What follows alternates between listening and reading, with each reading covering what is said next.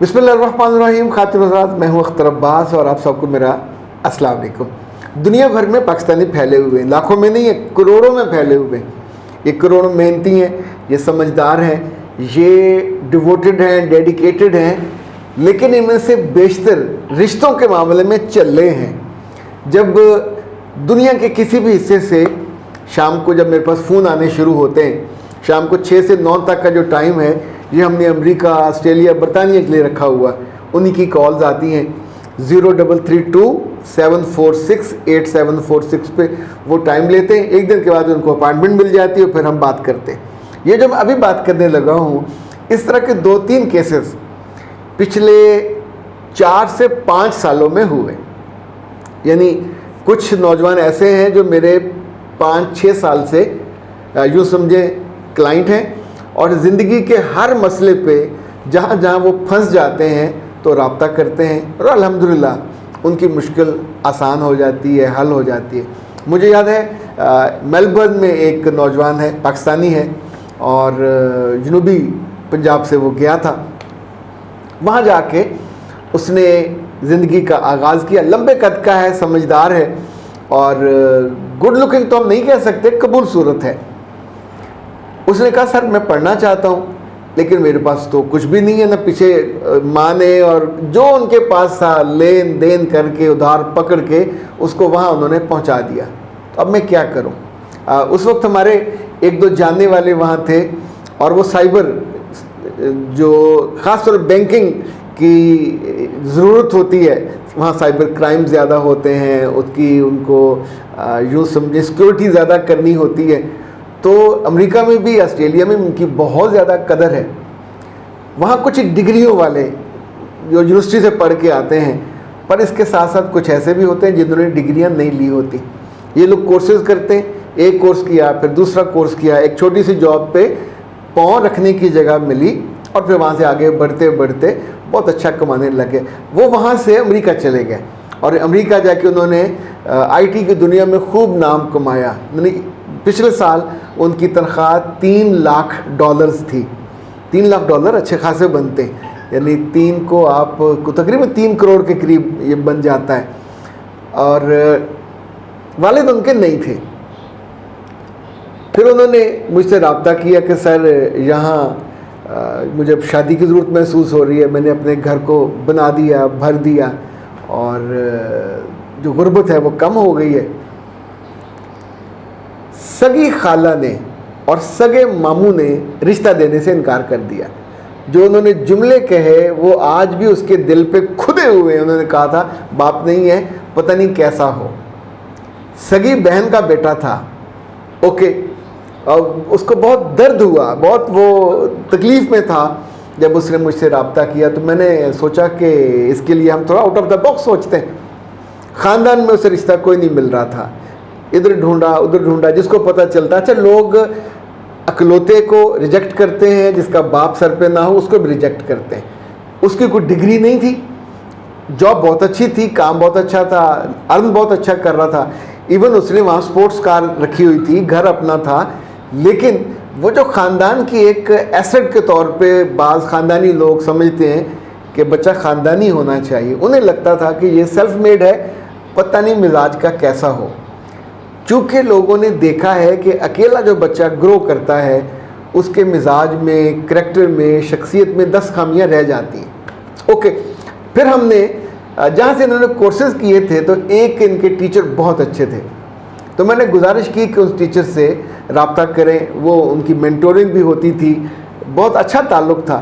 جس کے ساتھ آپ نے کچھ کورسز کیے ہوں وہ آپ کی شخصیت کو جانچ جاتا ہے، جانچ بھی لیتا ہے. تو انہوں نے اپنا مسئلہ بیان کیا، تو انہوں نے کہا اوکے دیکھتے ہیں.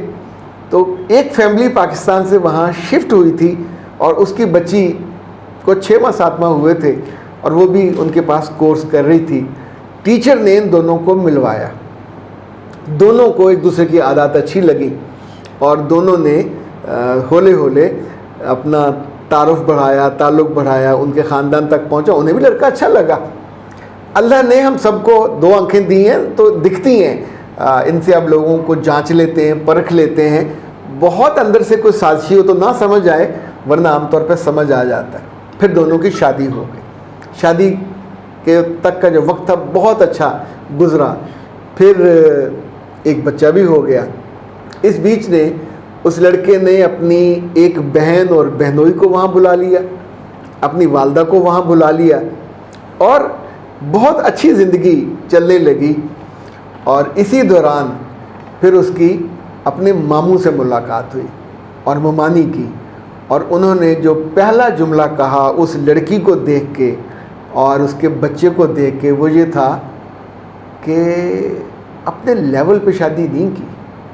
تو ماشاءاللہ 6 فٹ لمبے ہو اور یہ 6'4" کی ہے.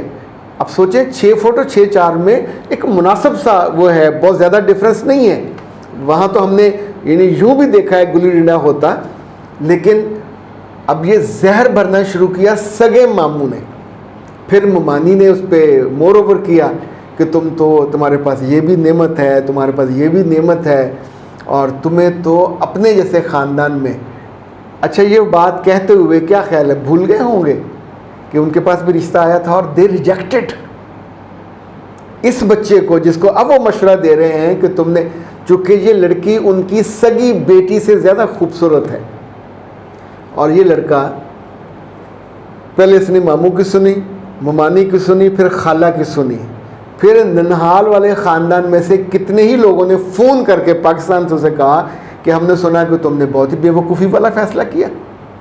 وہ سانولی سی ہے, وہ چھوٹی سی ہے, وہ ٹھگنی سی ہے, وہ ناٹی سی ہے.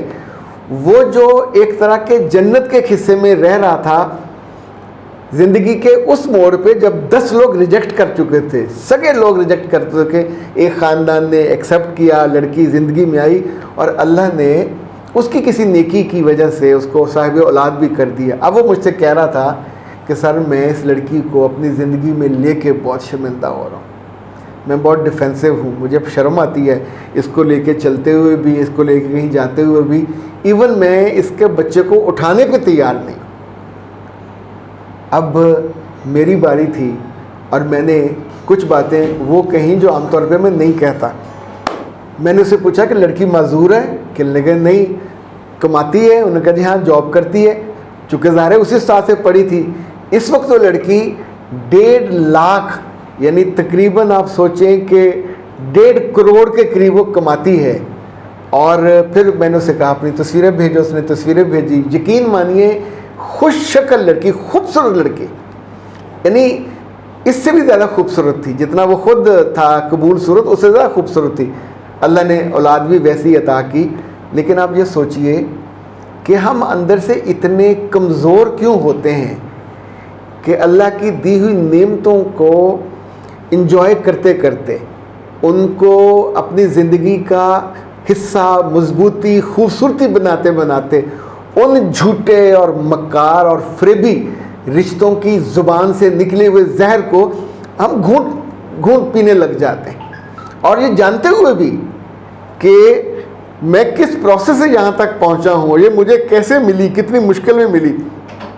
اب وہ کہتا ہے کہ مجھے شرم آتی ہے اس کے ساتھ, چونکہ یہ سانولی ہے, چونکہ یہ مجھ سے چھوٹے قد کی ہے, چونکہ اس کے ماں باپ اتنے امیر نہیں ہیں. تو میں نے پوچھا کہ تم نے اس پوزیشن پہ کمانے میں اتنے سال لیے, اس نے تو پہلے سال اتنا کمانا شروع کر دیا.